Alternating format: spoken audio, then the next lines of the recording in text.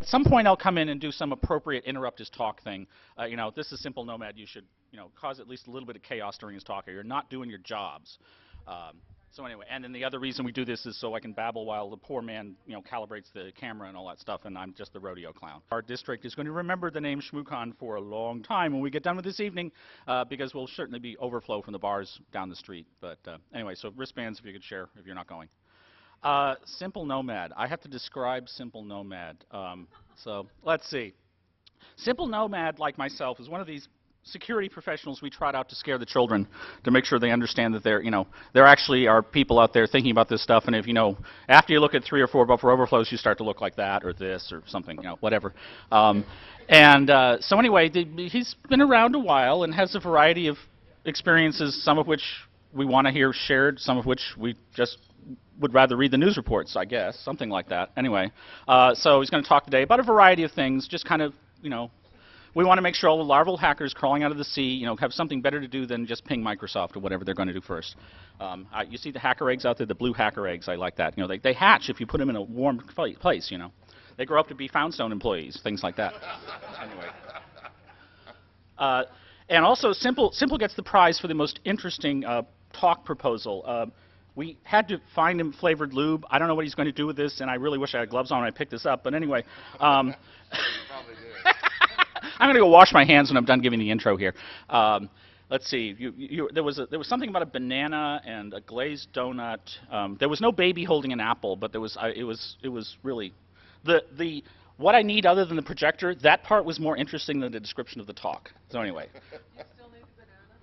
I'm wondering if Bruce and Heidi are going to dare make it in. Well, I don't think they're going to make it in. I actually made sure that the banana is available. I don't believe that the donut is available. We put a call over the radio. About the donut.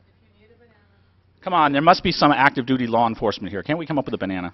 Anyway, or a donut, or a donut. Whatever. Yeah, you got the banana. Okay. Wait, I won't. You can explain what the banana was for. I'll let you do that. Okay. Hi, how you doing? Yeah, thank you, Rodney. Appreciate it. Yeah, I had a bunch of things in there, like a 12-sided die and one. Oh. Yeah, I think we said I said 13-sided die because I actually did know a guy that he was like this really hardcore dungeon master guy, and he actually had an actual 13-sided die that when he's going to do something really, really evil, he would roll. So I asked for it, and I didn't realize that it was like extraordinarily uncommon. But anyway, like one of the things I asked for was, besides that and the donut and the banana and the flavored lube, was I'd asked that either Heidi spank me while Bruce watches, or Bruce spank me while Heidi watches. I didn't care which, they could pick. And if they'd actually been brave enough to show up with all the items, I had a small performance piece worked out. But no, all right. Don't worry about it. I do appreciate the effort, but nonetheless, just as punishment, since Bruce isn't apparently man enough to even show up in here, I just wanted to show you. This is kind of a photo. This will be available from the from the Bruce Potter Fun page, and I'll. Oh, he's in the other talk? All right, well, okay, don't tell him about this, but I've got wallpaper for him, and there's a contest that we're going to have involving the wallpaper, which we'll do something with at next year's Shmoocon. But anyway, let's get on with the talk. He can come in and interrupt if he wants. That's cool. Okay, I'm a Simple Nomad. I'm with NMRC. I also work at Vernier. You guys got shirts in your swag bags because I tricked my employer into being a sponsor, and I says we should put shirts in there. It'll be cool. And so, as long as black is your favorite color, I hope you really like them, which I think with this crowd it usually is. And yes, I'm still all jaded and bitter as I was from last year. Basically, my agenda, I did a oh.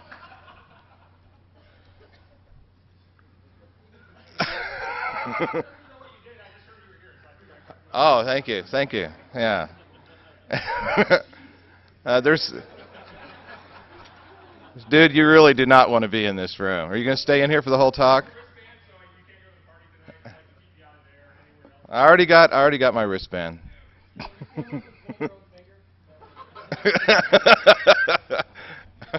Anyway, so what I'm gonna do, I got all these different odd things to talk about, and I'll just kind of whip through them. So this is just, you'll see what I'm going to be talking about. Talk about my last year's talk, kind of a follow-up. I'll talk about a thing using gray. If anyone uses gray listing to fight spam, I wrote a utility that I'll be releasing after I get home and actually upload it. A way to do OS fingerprinting via PPTP, which is kind of an odd one. And a quick thing on how to detect firewalling devices. It's kind of a thing that I've done on pen tests before, and it's pseudo-interesting, and so you guys might find it interesting. I have a Dish Network DVR. I had it for a couple of years. I took it apart. I got some nice hardware prawn pictures to show you from the inside of that and tell you a little bit about that. And probably the best one is the fingerprinting IDS IPS. I found an interesting use for, or interesting way to do this. It's kind of funny. And then, oh, and you probably noticed the girl at the side of the picture. Someone asked if she was of age. Actually, the girl in the pictures, NMRC actually hired a photographer and a model and had professional pictures done, and everyone always says, why don't you show more of the pictures? So also show several pictures from the in the photo gallery section of the presentation, so you can see more of Bethany. Oh yeah, there's a random picture of Bruce's crotch. This is what happens when you decide to edit your slides after getting back drunk last night. I actually left them all in, all the ones I put in. Yeah, at least the walk wasn't for nothing. All right, so the Hacking the Friendly Skies thing I presented this last year, the video is online, so if you're interested in it, and it was a very painful talk for people who had a fear of flying. But it was, yeah, about 10 minutes of content and me just being kind of a funny, goofy guy. And basically, to kind of sum it up so you don't have to run out and go watch the video real quick to catch up, anyone with a laptop, they can access other laptops via wireless if they're incorrectly configured, and the default configuration on 2000 and XP, especially XP SP1, allowed this to happen.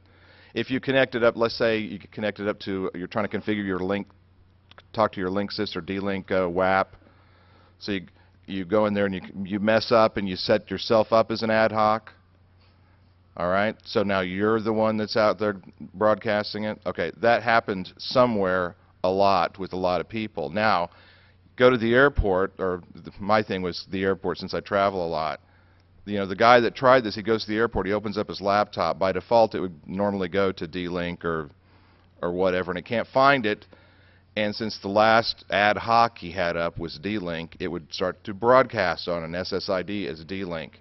And you go to the airport, do this when you guys are heading home, get out your laptops, and see how many ad hoc D-Link, T-Mobile, HP setup, et cetera, ad hoc networks you see out there. These are all laptops that have done this. Or, more than likely, when I go to the airport and I open up and I've connected up to D-Link before, and someone else has the ad hoc, now I connect up to the ad hoc, and now next time I boot up by myself with no one else around, now I'm broadcasting an SSID of D-Link.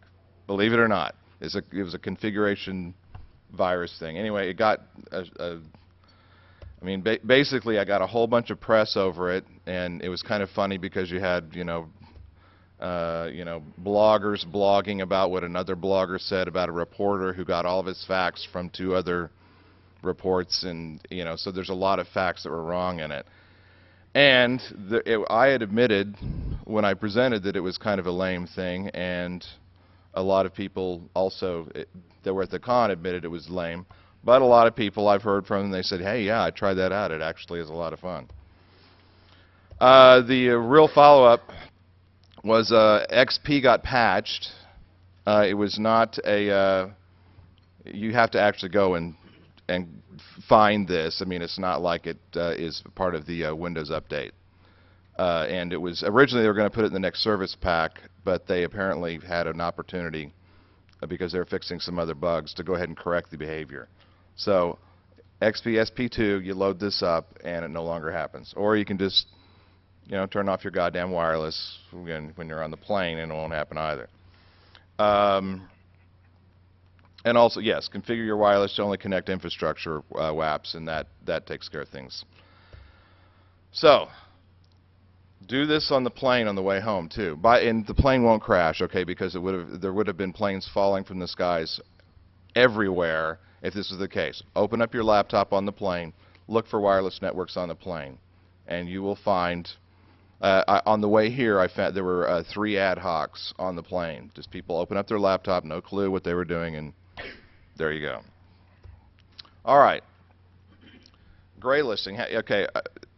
Everyone know what gray listing is? Okay, I'll do a quick thing of it. Basically, when email comes in, you set up, if you're using gray listing, your mail server is saying, I want you to go away, come back 10 minutes, come back in an hour, whatever. Okay? Now what happens is spam usually is being shoveled out through some, botnet zombie guy, and he's shoveling this stuff out as fast as he can. He's not an RFC compliant mail server because he'd have to queue mail in this case. And queuing mail, that slows things down, and that's not how these things are designed to work. So someone came up with gray listing, and this actually is completely legal as a part of the protocol. And the address, typically, you can configure this differently, but at least I use SendMail, and I'm using the gray. There's a Milter gray list thing that I use, and it holds the address that it came from in the database for 24 hours, and then after a while flushes it out. And what happens is, since spam can't get in, not only have you got you get only good mail that's coming through. In theory, you can also whitelist stuff too if you've got like mailing lists. Like I have like the security focused stuff all going through whitelist and everything.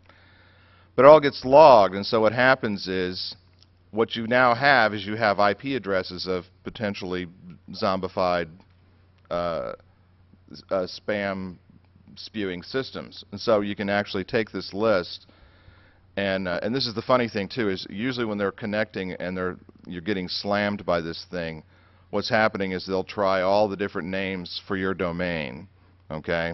So you get a whole bunch of them in a row, and each one of those is going to be a log entry in your mail logs. So, and as we know, all the zombies that are out there usually it's like DSL, usually not dial-up, but it can be dial-up. I guess it could be pretty much anything, but you're getting a lot of, like from a Class C, you may get multiples from a Class C simply because you've got a lot of crap going on from those guys. And thing is that the same zombie could actually come back, or at least it's from that same Class C, so it's probably, that's a chunk of, like some, cable modem, DSL, whatever, so you know that, okay, there's some stuff that shouldn't be sending me mail anyway, probably from that area. So I came to this thing called zhunt, and zhunt basically goes through these logs, and it counts and correlates all these gray list log entries, and basically I can use the output of into something I can throw into access.db, or you can just have like a nice long text list of bad addresses. You could throw that into your IDS, or whatever, or put it in your firewall and block all traffic from it, whatever you want to do.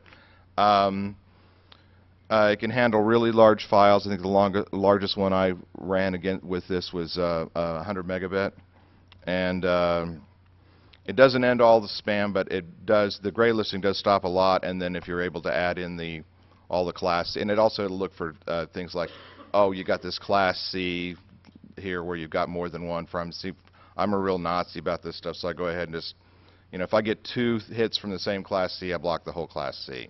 Okay?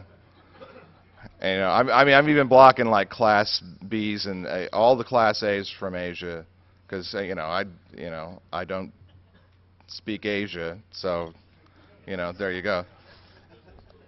Well, and other things, like I also block all of Hotmail and all of Yahoo and all those other, free mail addresses, and so there's a lot that gets blocked. But there you have it. Oh, and by the way, it would really make sense to write this in a, you would think, wow, I could probably do the same thing writing something like this in Perl or Python or something like that. So naturally, I wrote it in C, and it's about 500 lines of code. I was looking for I was wanting to play around, with something in C with some old routines I had, and I just came up with the idea to do this. So there you have it. Anyway, I basically also included kind of a threshold, because if you have a lot of users on your system that are subscribed to the same mailing list, it could look like, and if they're not whitelisted, it might actually look like it's spam. So you can actually set a threshold as to, how many I'm going to say is bad before I actually, make it bad. Oh yeah, here's a picture of Bruce's butt. By the way, if you guys were how many people were out waiting in that huge line out front before registration? A few of you? Okay. This is a picture of Bruce's butt while he's in the back, so it's a little tense, as you can tell from the picture there, while he's saying, God damn it, just get the code up there and let's get going. There's this huge line. So anyway, there you go. All right, OS fingerprinting via PPTP. When you're running Nmap and you're going to be doing some type of fingerprinting, Nmap typically needs one open and one closed port, okay, to actually, pseudo-accurately identify. Your complaint is the process is too long, but you're not giving a time which is acceptable. That's excellent. Was that over? That was the radio, wasn't it? Excellent. Good. All right. Wow, we're like listening in on their conversation. Someone should let them know that that we're picking them up over here. Yeah, we might hear something interesting. Yeah, I'll just show slides and let them talk. We'll see if it actually works out. But see now, okay, now in some cases you can do port 80, or you can actually say, okay, well if it's a Unix-ish port, let's say it's port 22, it's probably not Windows, although it could be. Good Lord, the noise in this place. All right, now what if you only had 1723 open, which is PPTP? Is that really, is that coming through the speaker, or is that just on the other side of the wall? Let's start this with you this time. Just hold on to that. All right, someone bang on the wall and tell them to shut up. Well, you can practice self-defense. You can mitigate it in your own environment. All right, so we'll try to talk over the. I'll talk over the noise. I'll talk a little louder. It wasn't that funny. All right, so okay, here's what we'll do to piss them off. Okay, on 3. Shut the fuck up. We're gonna do. All right. 1, 2, 3. Shut the fuck up! You cannot make a judgment on somebody else's needs. Oh well. All right. And that's a risk Yeah, there's going to be people in the other talk saying, "Oh my God, what the hell?" They all ran out of shmoo balls. They're all pissed. We're here in the. Is that from the other talk, or is that the radio? Speaking of cults, we have giveaway books. Publishers give us books to give you guys anyway, so the giveaway book, I had to pick out which book was appropriate. When I saw cult, I figured, Simple Nomad's the first thing I think of. So giveaway is Simple Nomad. All right, okay. And of course, I walk in when you have the crowd chanting.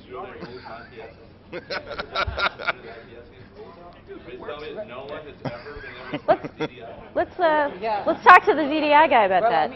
The IT vendors definitely make sure. It doesn't matter. We're good. We're good. All right. So basically, back to the topic at hand. What if we only have 1723 open? Okay. What do you do if you want to fingerprint the OS? First off, why does this matter? Okay. If you have a PPTP O day. Hey. All right. Thank you. if you have a PPTPO day and you've got shellcode and you only got one shot at it and your exploit is going to be OS dependent, you may want to make sure the OS is what you think it is. Okay? That's one reason why this matters. Also, if you're going to do some type of brute force thing or you're going to try various things to talk to, you may want to, there may be some client issues you may want to work out. So if you know what's on the other end, it might help. Although, in theory, it shouldn't matter, but there you go.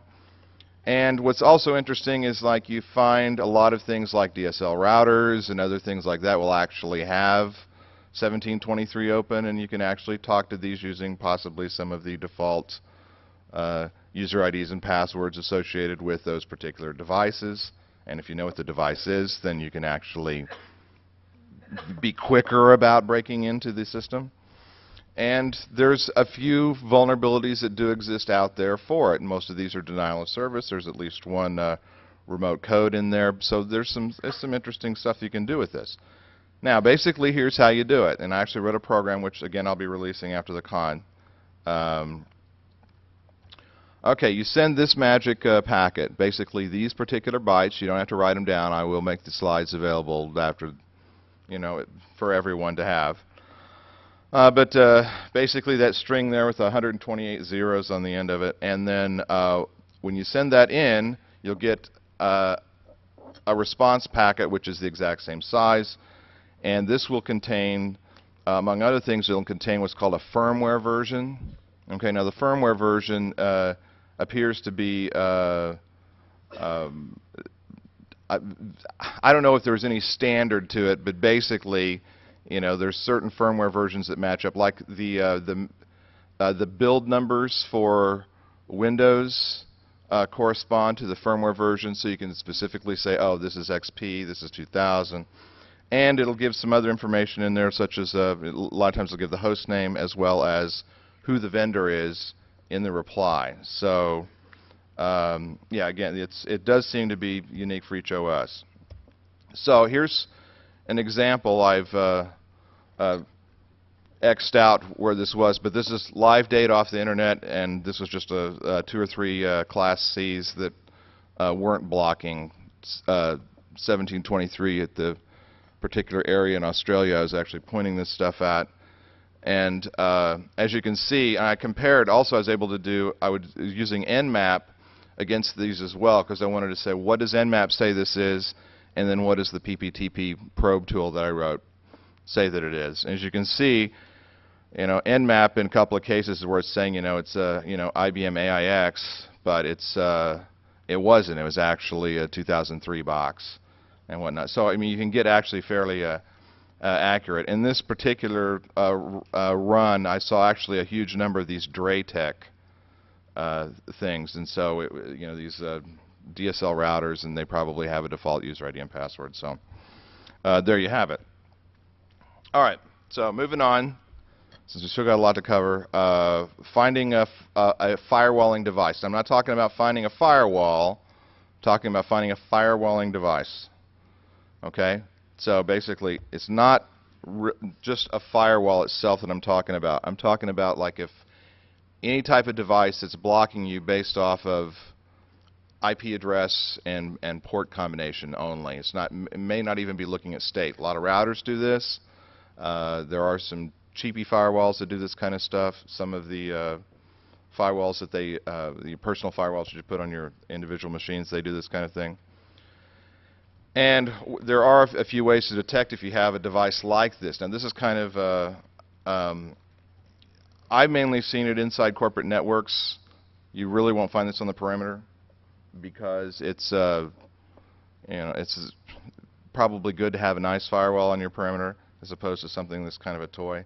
If you're making if you're doing pen test, and this is kind of a nice little thing to make the report a little bit more complete when you've mapped out all these internal devices that are doing firewalling and say, I think here's what the rules are, et cetera, et cetera. Now this, and I don't really have code for this. I really didn't have time to code anything up, but so I'm going to just show you pseudocode in the slides, and then someone can write the damn thing, okay, and save me some time.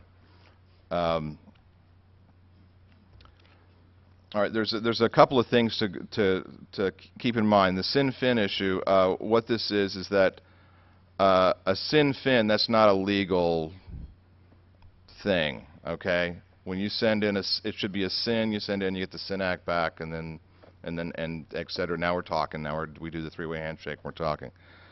And in 2003, there was this issue where people were discovering that devices may not be blocking a SYN fin, and if they're not blocking a SYN fin, probably because they're seeing the fin and go, oh, he's trying to shut down some type of connection, I'm going to go ahead and allow this through. And you could actually just like go right through several firewalls by just making sure that you had a fin packet.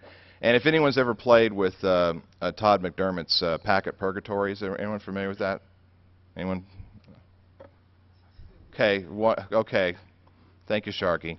Okay, okay, ask Sharky, okay, or ask Google about packet purgatory, and you can write a real simple thing in Linux or whatever that you've got packet purgatory running on that will take all your SYN packets and put a fin flag in them, and then whammo, if you encounter one of these devices, you just blow right through it. Okay, we've covered that much already. All right, now, here's how you go about finding the devices, okay? First off, you send a SYN to an open port because we want to measure the TTL, and we want an open port that's not blocked, okay? So we get our TTL, and we have to keep track of the TTL separately. And we also want to keep track of what I call a hop count, okay? Now, this hop variable thing, there's a reason for it, and that is because on your time to live on a normal, like, say, a SYN packet, okay, like say on a Linux system, it may be the starting TTL may be like 64 or 128, whereas an ICMP packet, the starting will be 255 because they know something crazy is going on. I may need these extra hops to get all the way back to the target or to wherever I'm going. So you have to keep track of them separately. Then what you do is you send a SYN to a closed port. Now, if you get an ICMP unreachable, and the source address of that ICMP unreachable is not the target, obviously you found your firewall. Okay, that's an easy one. Now, if you get a unreachable code 0, 1, or 3, and you can look in the ICMP RFCs and to see what these things actually are, but it's like, you know, port unreachable, host unreachable, et cetera, et cetera. And then again, you go down and you measure the time to live on that. Okay, and then compare it. And you have to do that, like I said, they sometimes start out at different large numbers and then increment down, so you have to figure out the difference on this. And I found this out when I wrote a tool a few years ago when I was working at BindView called dspoof to determine is this address actually spoofing, and you do it to measure to see exactly how far away the device was and use this exact technique. And then the other thing that's a nice little trick, because sometimes that won't happen, but see, now you send a UDP packet to port 0. And this is another extra one that actually gets you a little bit more information. So you can actually say, okay, I've actually found it. This I've found more firewalling devices with than anything else, is this UDP 0. And you can do all this like with hping if you wanted to get creative with how, you know, all the flags and stuff. It's fairly easy to do. Or you can write your own code. Just cut and paste out of the slides and pretty it up, and whammo, you're ready to go. Oh, this is a picture of Bruce's crotch at DEF CON. All right. Now, you know, you throw them in. Well, what the hell? Okay, so I have a Dish Network DVR. I have a model. I think it's a 550 is what it is. There's 3 partitions. It has an internal hard drive. It's 120 gig. All your recordings are stored on the 3rd partition, and you can, if you want to, you know, you pull your drive, and let's say you've recorded something on Dish Network and you want to burn it to CD or DVD or whatever. Then what you do is you pull the drive and you plug it into something on a system and just mount it up. You mount it up read-only so you don't screw something up. And you can copy down the largest files that are out there on that 3rd partition, and you can just basically grep through the accompanying files with them. They all have, like, you know, 3 different extensions on them and stuff. And you can play them with MPlayer. Okay, MPlayer by default will play it. In fact, that's what Dish Network uses to play it because they run Linux on this. So this is basically a Linux drive. And if you plow around on Dish Network's website, you will find links to their source code. Okay, so you can now it's an embedded. They do this embedded firmware thing, and I haven't gotten that far with figuring out how to get code to magically get pushed up there and what the hell does it do, because this is a working Dish Network DVR, and I'm under strict instructions at home not to fuck it up. Okay. But the thing is you can obviously, since it's a hard drive, 120 gig, and this is the one thing that my wife said, oh, this is a great idea to do. To increase the amount of record time, you simply take a larger drive, obviously. You duplicate the size of the first two partitions and copy those files over. And then on that third partition, the bigger it is, the more record time you have. Very simple. And so anyway, just to show you, there's a few pictures. These aren't as good as the Bruce crotch shots. I apologize, but there's the back of it. That's exciting. Oh, you guys can ooh and ah on these and really free. Yeah, here's with the cover off. There's the Broadcom chip. They use a Broadcom stuff in there. Here's the tampering with seal voids warranty that you have to cut through to get to the drive. There's the actual drive, the 120 gig drive. There you have it. Now, some things to try in the future. The thing is interesting, at least on my brand of this, and this is why I'm probably actually going to buy a new one, just so I can play with this old one. It's got a USB port on it, and it would be really fun, I think, if I was able to come up with some custom firmware to load onto this thing, to where I could actually activate that USB port and then run Ethernet, hook up an Ethernet to USB guy on there, and now I can copy off all my things I record. That'd be kind of cool to do. I haven't gotten that far yet, and if I do, you guys will hear about it next year, perhaps in this very room. All right. Here's the most interesting thing I actually have to talk about, and if you have questions, I hope you have the questions over this and want to discuss it. Fingerprinting IDS IPS systems. Now, the general idea, if you're doing this, you're going to use a throwaway account because you want to determine that the IDS IPS is there, and in doing so, you've now given yourself up to the target. Okay. Oh, and by the way, just so you know, I mean, some of the techniques I'm talking about here, I mean, I've played around with this and done this kind of stuff as experimentation. Some of the ideas I got were they're from some not so friendly people that hang out in deep, dark, encrypted silk chat servers all over the place and stuff. So some of these are actually real techniques. I got some of my ideas from them and ran some things by them to say, hey, have you done this and that kind of thing. But basically, you pop a box somewhere and you're going to use that box to probe. And what you're going to do is you're going to use the data that you've collected off of this to direct future attacks, probably not from that same box, probably from yet another compromised system. Now, anytime you're blocking the attack and you're in attacker mode, that's bad. But if it's blocking the attack, it's good if you're in fingerprint mode, because you're trying to figure out what the hell is on the other side. What's going on here? Do they have something running? Now here's the thing. Not all exploits and various vulnerabilities and everything are covered by every single IDS vendor that's out there. Okay, it makes sense that some are not going to have. Let's say the vendor came onto the scene in 2003. It doesn't make sense really for them to have signatures for an issue from 1998 for a piece of software that's not supported, not anywhere on the planet on any system anywhere. Why even have that signature there? Maybe some of you are figuring out where I'm going with this. So what you do is, by tracking what gets blocked, what doesn't get blocked, you can determine what the IDS/IPS vendor actually is that's protecting you. Now you say, okay, IPS is going to be pretty obvious. IDS, I don't know how many people have done this. How many people do pen tests? Just out of curiosity. Okay, we've got a few people do pen tests. All right. So what you'd be doing during a pen test is, let's say that you shovel in all your evil stuff in there, and then you're going to, let's say you may do it from, like, say, you're doing it from, dark IP space or something, where the lookups that come back, if there were lookups, they'd be looking at these weird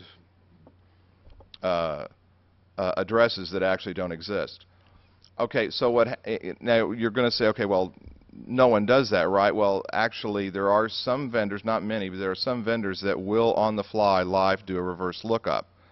And so you'll immediately get a response back. So obviously, if you trigger the IDS, and it's one of those, you'll immediately get a response back because it's going to do a reverse lookup.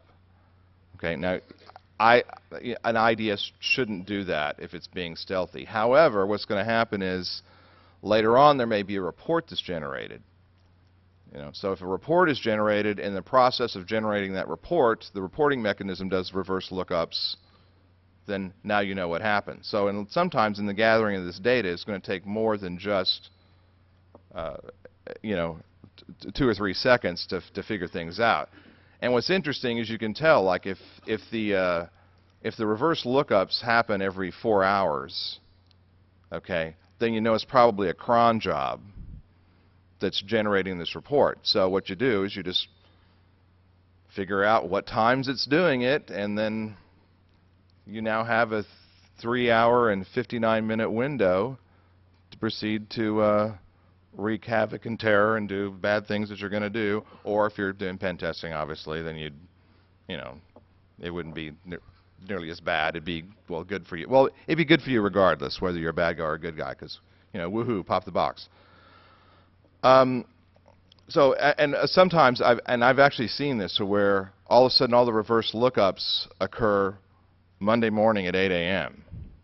Okay, because that's what time the guy gets in, and you can see them, and they're coming in like about a few seconds apart. So he's typing them in manually, kind of looking around and stuff. So you can actually, okay, well they do look.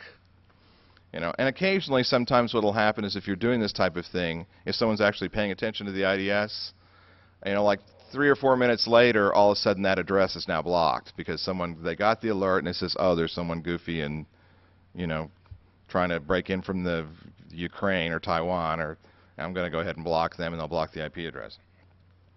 The also funny thing is that you have to pay attention to where the lookups come from. All right, I don't know if I got this in the slides here. Okay, no, I don't. I have a longer version of this where I go into detail on this. But you look at where the reverse lookups are coming from. So if, let's say that your target is in Houston, and you've been probing them, and you're pretty sure that's where most of their core company is, and the reverse lookups occur 4 or 5 hours later from a DSL line that's like in Katy, Texas, which is just outside of Houston. Okay, that's the admin's house. He's getting alerts at home. You now have the IP address of the admin at home who's now checking it. So then you pop that box, and he's probably dual tunneled VPN'd in, and now you got yet another way to get into the place you're trying to get into.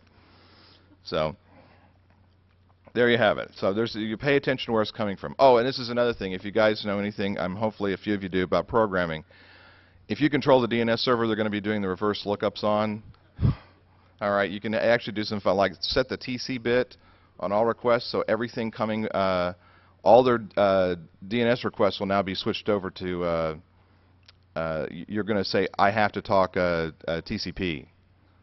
Okay, so now they're going to start talking TCP to you. You run poof, and now you can remote fingerprint the guy that's doing the lookup, and then you can tell based upon earlier firewall probing and stuff.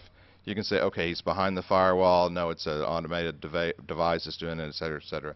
And you can gather more information that way. All right. Now, experimentation with various exploits may tell you if you're getting blocked by a snort system, but is it really snort, as in snort by Marty and crew and SourceFire, okay? Because there is actually a difference, and that is because there are a lot of, believe it or not, there's a good chunk of IPS vendors. They're using a snort engine inside their device, and they haven't licensed it. They're using it illegally. And this is fairly common, believe it or not. I'm been in the security space and worked in, for vendors for a long time. I've seen this, to where someone will grab something that's open source and then, not adhering to the license, go ahead and use it. This happens to Tenable with Nessus a lot as well. And it's really funny when you've got some rack mount device from some vendor where they're using a combination of Snort and Tenable. So they're sitting there waiting for a lawsuit from perhaps 2 people. Now, the thing is, and I've actually talked with the guys at both companies, and I'm not representing either company, but the thing is that it costs a lot of money to go after these guys from a legal standpoint. Things may change for SourceFire since they obviously just IPO'd, and there's going to be a slight influx of cash. Maybe they'll send some lawyers after a few people that are troublesome for them, or who are flagrant about it, and like not even change the wording in the description of the signature that they just basically downloaded off the Snort site.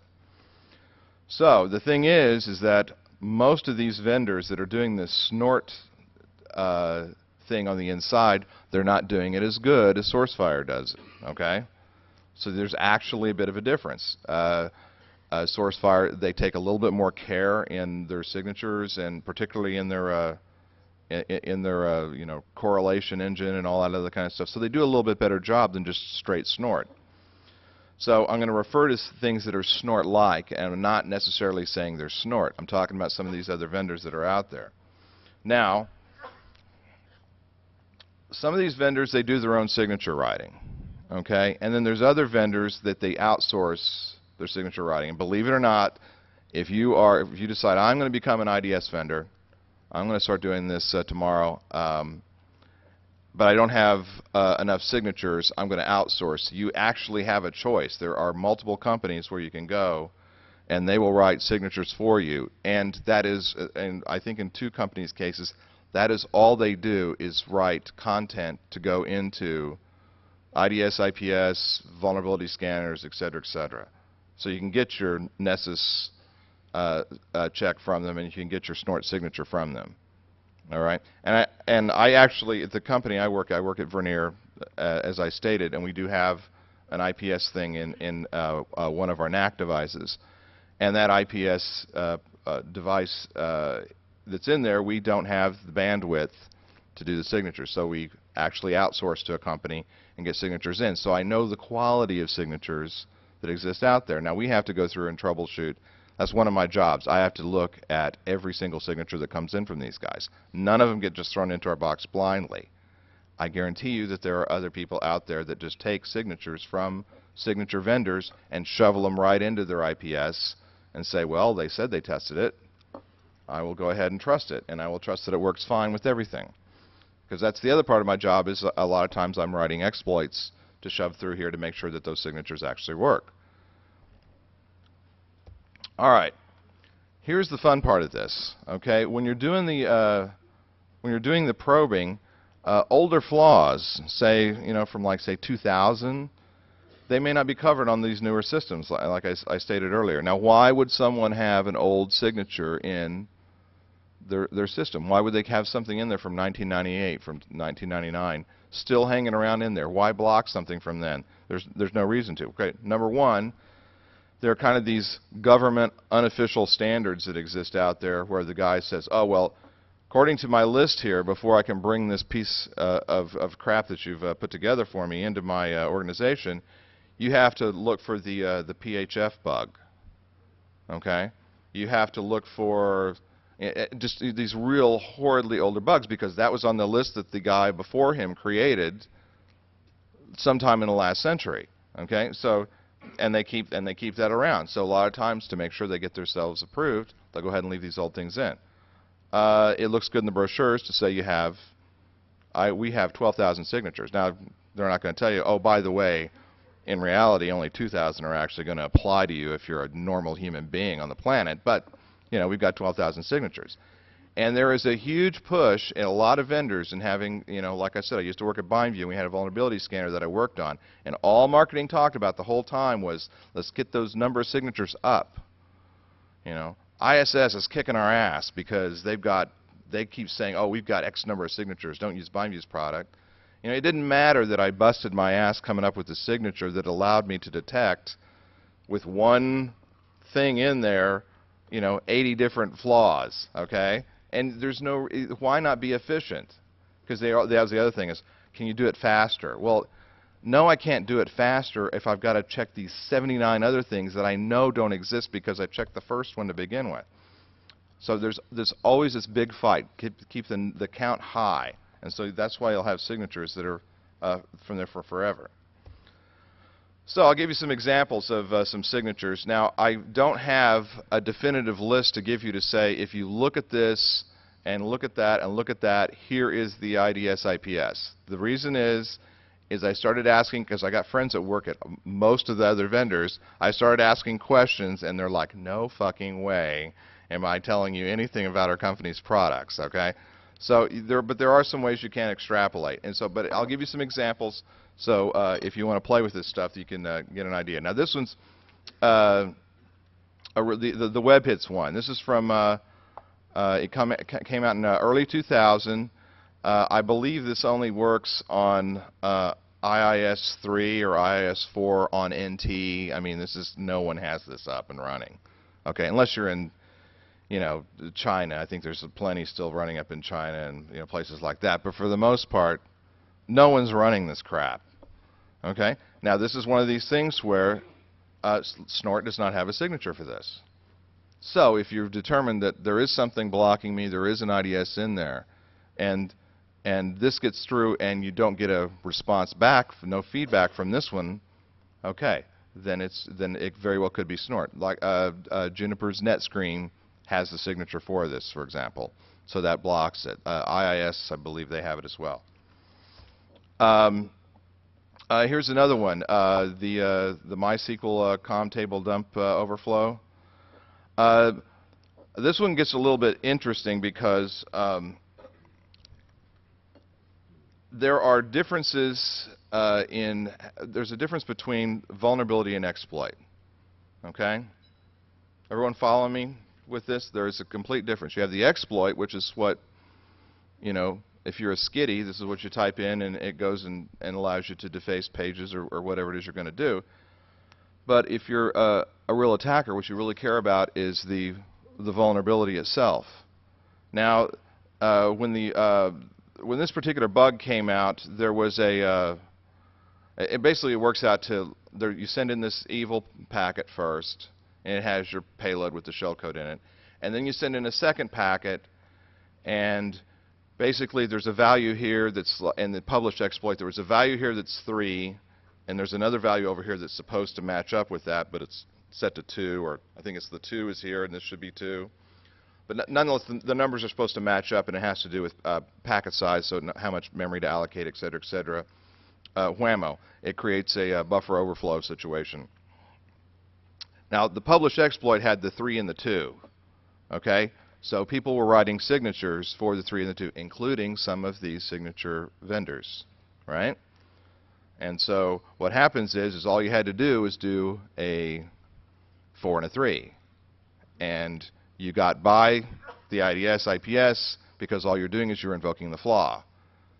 It's not necessarily the exploit. And so you really care about what the actual vulnerability is. So, and this one's decent because, okay, Snort doesn't cover this, and NetScreen Variant, that should be Variant. I'm sorry about that. I love catching typos in the middle of presentations. That's good. At least I caught it, because I'm still a little bit drunk from last night. Still got a little bit of a buzz going on from last night.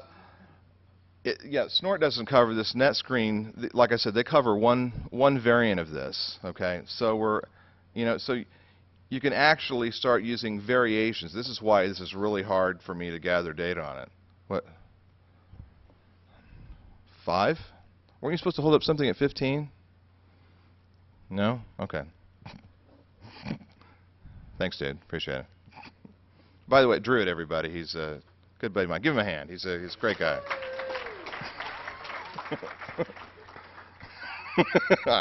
What the hell? Guess if you give me more time, you would have got more applause. All right. The third example.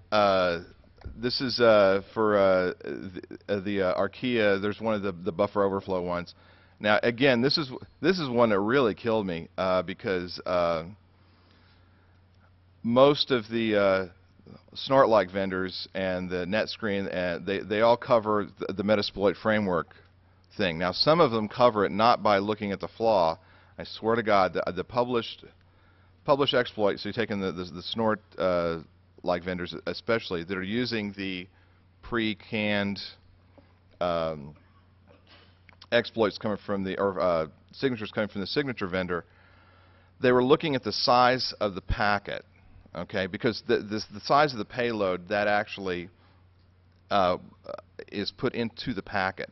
So they're saying, okay, well, Metasploit is going to be this size of a payload because that's a defined item inside the exploit code itself. So they trigger off of that particular size because it's an abnormal size for the backup software. All right. So they're not looking whether it's too big or too little. They're looking for a specific size. All you had to do was change the size off by, and the exploits still work because you could be off by a few bytes either way. So instead of sending this thing in there and having a size in there of 4096, you just set it to 4090 inside the Metasploit stuff, and boom, away you go. And it was not picked up by the signature that was written by the vendor. I got one more here. This is probably going to piss off the Nitro people because I found it during Shmoocon Labs when I was playing around. This one is a little bit harder to do but this will give you an idea. Like, let's say that you got in on wireless and you're going to check the perimeter device. So you're going to start, and you go to your, and I have one. I know a lot of other people have these where you have your evil web page that you go out to, and you've got all your exploits all ready to go that you can start downloading on their client side because you're attacking a client you've popped inside some company. And so I was doing that, and I found this one, which is basically, this is the, from 2004. A lot of vendors do not have this. NetScreen ISS, they do. I can't even remember now if Snort does or not. Nitro does not cover this particular one. And so that gives you an idea of what I'm talking about with this.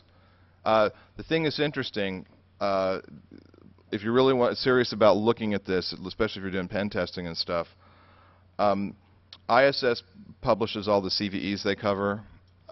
Juniper, if you know where to look on their website, they publish all their CVEs. Call up and ask these vendors, what CVEs do you report on? Right there, you should be able to come up with enough data to correlate through and say, okay, I take these 10 or 15 older exploits and use these techniques, I can pretty much determine what IDS, IPS vendors are using. And it comes in handy too because if I'm done some reconnaissance and I see that I've got maybe 20 choices of exploits that I'm going to start with to try to get in, and I know that their IPS is brand X, and brand X covers the first 15 on my list, the first one I'm going to attempt to do is number 16, okay? Because it's not on the list that this particular vendor covers. So it kind of helps as you're doing your thing. All right, so as we're wrapping up here, this is the NMRC photo gallery. So you see the girl on the right side of the screen. Her name is Bethany, and believe it or not, my wife was cool with it. She actually wrote the check.